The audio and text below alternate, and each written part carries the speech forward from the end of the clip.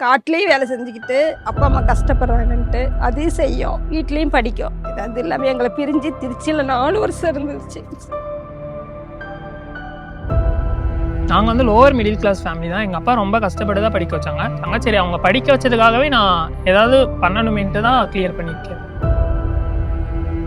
பையனை ரொம்ப கஷ்டப்பட்டு படிக்க வச்சேன். பையன் அதுக்கு ஈடு கொடுத்து படிப்போம். பரம்பரையிலேயே இதுவரைக்கும் கவர்மெண்ட் ஜாபுக்கு யாரும் போனதே இல்லைங்க. இதுதான் ஃபர்ஸ்டே பிரசாத் தான் போயிருக்கான்.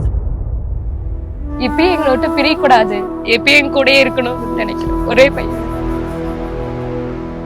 அப்பா கஷ்டப்படக்கூடாது, அம்மா கஷ்டப்படக்கூடாதுன்னு நல்லா படுற பையன். அந்த அளவுக்கு படிச்சதுக்கு கண்டிப்பா திறமை உண்டு இருக்கு.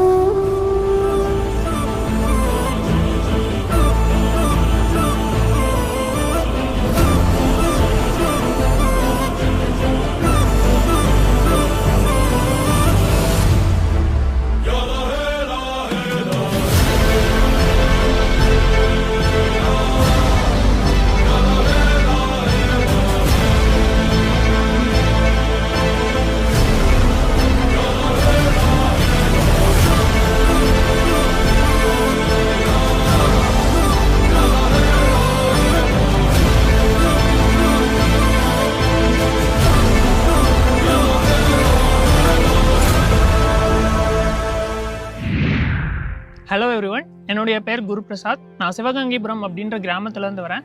இந்த கிராமம் வந்து சேலம் மாவட்டத்தில் தான் இருக்குது. சின்ன கிராமம் தான், பஸ் வசதி கூட டைமுக்கு தான் இருக்கும். எங்கள் அப்பா வந்து ஒரு ஃபார்மர், அம்மா வந்து ஹவுஸ் ஒய்ஃப். நான் டிகிரி வந்து பிஎஸ்சி அக்ரிகல்ச்சர் முடிச்சிருக்கேன். Anbil Dharmalingam agricultural college and research இன்ஸ்டியூட்டில் என்னோட பிஎஸ்சி அக்ரி முடித்தேன். எனக்கு காலேஜ் படிக்கிறப்பையிலேருந்து பேங்கிங் போகணுன்றதா ஒரு எய்மாக இருந்துச்சு. பட் எங்கேருந்து ஸ்டார்ட் பண்ணுறதுன்னு ஒரு ஐடியாவே இல்லை. ஸோ நான் போயிட்டு சேலம் வெராண்டா ரேஸில் ஜாயின் பண்ணேன். அங்கே ரொம்ப சப்போர்ட்டிவாக இருந்தாங்க. ஃபர்ஸ்ட் பேசிக் கிளாஸ் போச்சு. பேசிக் கிளாஸில் ஒவ்வொரு சமயம் நீங்கள் எப்படி ஈஸியாக அப்ரோச் பண்ணுறது அப்படின்னு ரொம்ப டீட்டெயிலாக சொல்லி கொடுத்தாங்க. Manimekalai ma'am, Kumaresan sir and Mahendravarman sir எல்லாருமே ரொம்ப சப்போர்ட்டிவாக இருந்தாங்க. டெய்லியும் மென்டர்ஸ் வந்து ஈவினிங் வீட்டுக்கு வரப்போ கரண்ட் அஃபேர்ஸ் கேட்டு தான் வீட்டுக்கு அனுப்புவாங்க. அதனால தான் நான் கரண்ட் அஃபேர்ஸ் படிக்க ஆரம்பித்தேன். Next prelims batch, mains batch அப்படின்னு 2 பேட்ச் கொண்டு போவாங்க. அந்த 2 பேட்ச்மே ரொம்ப யூஸ்ஃபுல்லாக இருக்கும். டெய்லியும் ஒரு டாப்பிக்காக எடுத்துகிட்டு கொஷின் பேப்பர் கொடுப்பாங்க. மார்னிங் ஃபுல்லாக கொஷின் பேப்பர் சால்வ் பண்ணுவோம். ஆஃப்டர்நூன் லேப்க்கு போயிட்டு டாபிக் டெஸ்ட் வைப்பாங்க. அதுக்கப்புறம் ஃபுல் டெஸ்ட் போடுவோம். அது ரொம்ப யூஸ்ஃபுல்லாக இருந்துச்சு. ப்ரிலிம்ஸ் பேட்ச் அட்டன் பண்ணதுனால தான் என்னோட ஸ்பீடு வந்து என்னால் இம்ப்ரூவ் பண்ண முடிஞ்சிச்சு. நெக்ஸ்ட் வெராண்டா ரேஸில் இருக்க மென்டர்ஸ்லாம் ரொம்ப சப்போர்ட்டிவாக இருந்தாங்க. ஈவன் தோ அவங்களும் நம்ம காம்படிட்டர்ஸாகவே இருந்தாலும் அவங்க நம்மளை காம்படிட்டர்ஸாக பார்க்க மாட்டாங்க. ஓன் பிரதர்ஸ் அண்ட் சிஸ்டர்ஸ் இருந்தால் எப்படி சொல்லி தருவாங்களோ அதே மாதிரி தான் நம்ம எந்த டவுட் கேட்டாலும் டீட்டெயிலாக சொல்லி கொடுப்பாங்க. அப்புறம் வெராண்டா ரேஸில் இருக்க டிஎல் அண்ட் மேனேஜர் சார் ரொம்ப சப்போர்ட்டிவாக இருந்தாங்க. அதுக்கப்புறம் அங்கே லேப் வந்து எங்களுக்கு ரொம்ப யூஸ்ஃபுல்லாக இருந்துச்சு. டெய்லியும் லேப் போயிட்டு டெஸ்ட் போடுறதுனால தான் எங்களோட ஸ்பீட் இம்ப்ரூவ் ஆச்சு. நான் வந்து ரேஸ் இன்ஸ்டியூட்டில் 11 நவம்பர் 2024 ஜாயின் பண்ணேன். ஃபர்ஸ்ட் NIACL அசிஸ்டண்ட்டோட ப்ரிலிம்ஸ் எழுதினேன். ப்ரிலிம்ஸ் வந்து நான் பேசிக் கிளாஸில் இருக்கப்போ அட்டன் பண்ணேன். ஆனால் ப்ரிலிம்ஸ் கிளியர் ஆகிடுச்சு. பட் பேசிக் கிளாஸில் இருந்ததுனால மெயின்ஸ் எப்படி பண்ணிட்டு ஒரு ஐடியாவே இல்லை. ஸோ அதை நான் மெயின்ஸ் அட்டன் பண்ணல. நெக்ஸ்ட் அப்போயே ஒரு எய்ம் இருந்துச்சு, எனக்கு போனால் RRB தான் போகணும். ஏன்னா சின்ன வயசுலேருந்து நான் ரூரல் ஏரியான்றதுனால ரூரல் பீப்புளுக்காக நம்மளால் முடிஞ்சதாக ஒரு ஹெல்ப் பண்ணணுன்ட்டு நான் ரீஜன் ரூரல் பேங்க் சூஸ் பண்ணேன். என்னோட ஃபர்ஸ்ட் ப்ரிலிம்ஸ் வந்து IBPS கிளர்க் எழுதினேன். Next RRB clerk, RRB PO. RRB PO mains வந்து என்னோட first mains and first interview. நான் ஃபர்ஸ்ட் அட்டம்ப்ட்லேயே கிளியர் பண்ணியிருக்கேன். அண்ட் ஃபர்ஸ்ட் அட்டம்ப்ட்லேயே ஆல் இந்தியா ரேங்க் 1 வாங்கியிருக்கேன். என்னோட ஸ்கோர் வந்து 100க்கு 66.05. பர் டேக்கு நான் மார்னிங் 9 o'clock இன்ஸ்டியூட் ரீச் பண்ணுவேன். 5 o'clock தான் இன்ஸ்டியூட்லேருந்து வருவேன். இன்ஸ்டியூட்டில் தான் நான் அதிகமாக டைம் ஸ்பெண்ட் பண்ணுவேன். வீட்டுக்கு வர எனக்கு 7 கிட்ட ஆகிடும். வந்துட்டு ஒரு 1 hour ரெஸ்ட் எடுத்துகிட்டு 8 to 10 படிப்பேன். இதுதான் என்னோடய ஸ்டடி ரொட்டீன். எனக்கு சின்ன வயசுலேருந்தே மேக்ஸ் நல்லா வரும். அதனால் ரீசனிங்கும் ஆப்டியும் என்னோடய ஸ்ட்ராங் பார்ட். இங்கிலீஷ் ஃபஸ்ட்டு வந்து கொஞ்சம் ஸ்ட்ரகிளாக தான் இருந்துச்சு. அப்புறம் போக ஸ்கோர் இம்ப்ரூவ் பண்ணேன். கரண்ட் அஃபேர்ஸ் நான் மென்டர்ஸ்னால தான் படித்தேன். டெய்லி வைவா கேட்கறதுனால சரி அவங்கக்கிட்ட வைவா சொல்லணுன்றதுக்காக தான் படித்தேன்.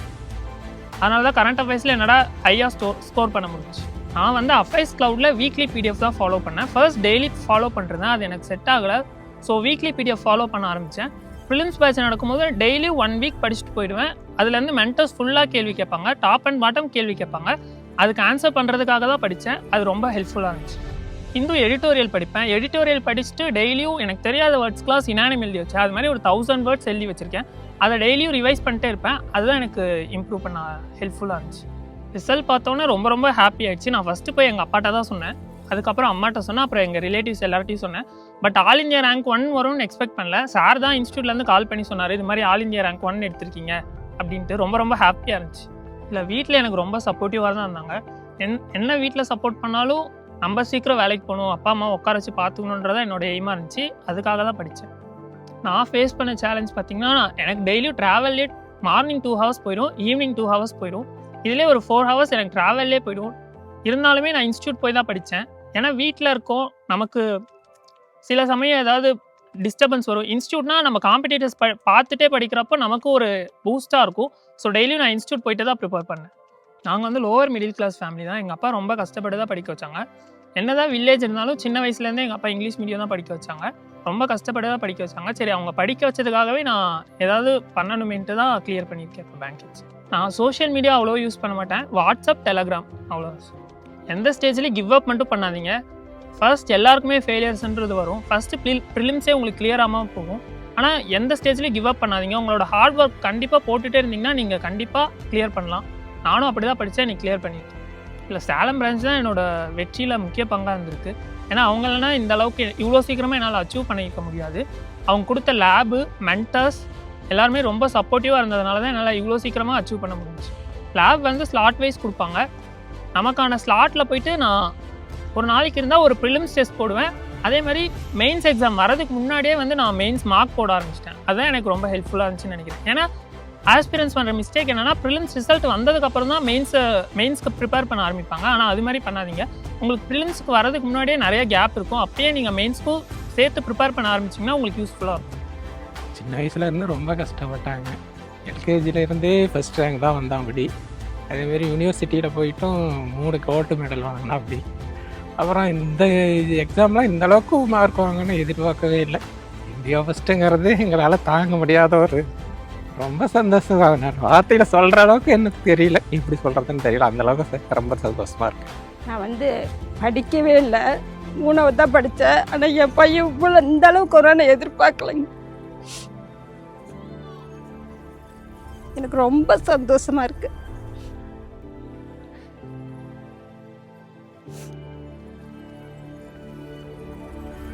காட்டிலையும் வேலை செஞ்சுக்கிட்டு அப்பா அம்மா கஷ்டப்படுறாங்கன்ட்டு அதையும் செய்யும், வீட்லேயும் படிக்கும். அது இல்லாமல் எங்களை பிரிஞ்சு திருச்சியில் 4 வருஷம் இருந்துச்சு சார். 4 வருஷம் எங்களை பிரிஞ்சு நாங்களும் இருந்தோம், அவனும் இருந்தான். உங்களால் தாங்க முடியாமல் அது ஒரு இது ஃபீலிங். ஆனால் கடவுளை கும்பிட்டுட்டே இருப்பேன். என் பையன் படித்து வேலை அவன் ஆசைப்பட்ட மாதிரி கிடைக்கணும்னு சாமி தான் எனக்கு முன்ன கும்பிட்டுட்டே தான் இருப்பேன். ஆனால் கடவுள் வந்து கைவிடலை. நம்பிக்கை இருந்துச்சுங்க சார். கண்டிப்பாக வேலை கிடைக்காங்க நம்பிக்கை இருந்தது. நம்பிக்கையோடு தான் நாங்கள் எல்லாமே பண்ணோம். நம்பிக்கை இருந்துச்சு, கடவுள் கைவிட மாட்டார், நம்பிக்கை எனக்கு இருந்தது. எங்களுக்கு ரொம்ப சந்தோஷம். இந்த அளவுக்கு என் பையனுக்கு கோச்சிங் கொடுத்து அவங்க இந்த அளவுக்கு கொண்டு வந்தவங்களுக்கு அவங்க நன்றி நான் சொல்லிக்கிறேன். குருபிரசாத்துக்கு நான் பெரியப்பா. சின்ன வயசுலேருந்து ரொம்ப பாசமாக இருப்பான் எங்கள் மேலே. நல்லா படித்து வருவான்னு ஒரு நம்பிக்கையோடு நாங்கள் இருந்தோம். நான் வந்து இவரோட அடுத்த பெரியப்பா. நான் சின்ன வயசுலேருந்தே நல்லா படிப்பாங்க. எல்கேஜிலேருந்து இங்கிலீஷ் மீடியம் தான் படித்தோம். இருந்தாலும் திறமையாக படிச்சிருந்தோம். எல்லாத்துலேயுமே ஃபஸ்ட்லாம் வந்துட்டு இருந்தான். வாழப்பாடி 12th வாழப்பாடி தாலுக்காக ஃபஸ்ட்டு வந்து அப்படி. அப்புறம் அக்ரியில் கோல்டு மெடலு. கவர்மெண்ட் ஜாபுக்கு போவான்னு எதிர்பார்த்தோம். ஆனால் இது வந்து எங்கள் என்னென்னா பங்காளிக எங்கள் பரம்பரையிலே எங்கள் பங்காளிங்க வந்து ஒரு 25 பங்காளிகளுக்கும் எங்கள் பரங்காலே இது வரைக்கும் கவர்மெண்ட் ஜாபுக்கு யாரும் போனதே இல்லைங்க. இதுதான் ஃபஸ்ட்டு எங்கள் பிரசாத் தான் போயிருந்தோம். முதல் கவர்மெண்ட் ஜாபுக்கு போகிறவர். ஆமாம், அரசு அதிகாரி இவர் இருந்தாங்க. அதாவது எனக்கு வந்து பசங்க கிடையாது, பொண்ணுங்க தான். பையன் நம்ம குடும்பத்தில் யாரோ ஒருத்தர் ரொம்ப ரொம்ப பெருமை. எனக்கு தெரிஞ்சவங்களாம் நான் கால் பண்ணி சொல்லிட்டேன்னு வச்சிங்களேன். இந்த அளவில் ஃபஸ்ட்டு வந்து எதிர்பார்க்கவே இல்லை. இருந்தாலும் என் ஃப்ரெண்ட்ஸுங்க, எங்கள் தெரிஞ்ச கூட வேலை பார்க்குறவங்க எல்லாத்துக்குமே நான் கால் பண்ணி சொன்னேன். ரொம்ப சந்தோஷப்பட்டேன். அதுக்கு வந்து உங்களுக்கு தான் நாங்கள் நன்றி சொல்லிக்கிறோம். ரேஷனுங்களா? அதுக்கு தான் உங்களுக்கு நான் ரொம்ப நன்றி, மனமார்ந்த நன்றி சொல்லிக்கிறேன். எங்கள் தம்பி வீட்டு பையன் சின்ன வயசுலேயும் நல்லா படிப்பாங்க. எல்லாத்துலேயும் ரொம்ப பாசம். ரொம்ப கஷ்டப்பட்டு இவங்க அப்பா எந்த கஷ்டத்தையும் வெளியே சொல்லப்பட்டார். ரொம்ப காட்டில் சாமந்தி, கோழிக்கொண்டை இந்த மாதிரி செடியெல்லாம் நிறைய வச்சு பையனை ரொம்ப கஷ்டப்பட்டு படிக்க வச்சார். பையன் அதுக்கு ஈடு கொடுத்து படிப்பான். அவங்க அப்பா எப்படி செஞ்சாரோ அதே அளவு படிக்கணும். அவங்க அப்பா கஷ்டப்படுத்தக்கூடாது, ரொம்ப இதாக படிச்சு இவ்வளோதான் பாஸ் பண்ணாங்க. எங்கள் தம்பி இவர் இவர் பிறந்த அன்னைக்கு எங்களுக்கெல்லாம் எவ்வளோ சந்தோஷம் இருந்துச்சோ அதே சந்தோஷம் தான் எங்களுக்கு இப்போவும். எங்கள் வீட்டில் மொதல் பையன் வந்தான். எங்களுக்கும் 3 பொண்ணுங்க தான், எங்கள் சித்தப்பா வீட்லேயும் 3 பொண்ணுங்க தான். எங்கள் தம்பி தான் எங்களுக்கு எல்லாமே. 4 பேர் இருக்கானுங்க. ஆனால் இவன் வந்து ரொம்ப ரொம்ப படிச்சுட்டே இருப்பான். ஃபேமிலிக்கு எல்லாத்துக்குமே யார்கிட்டையுமே கோவமாக கூட பேச மாட்டேன்னு வச்சுக்கோங்களேன்.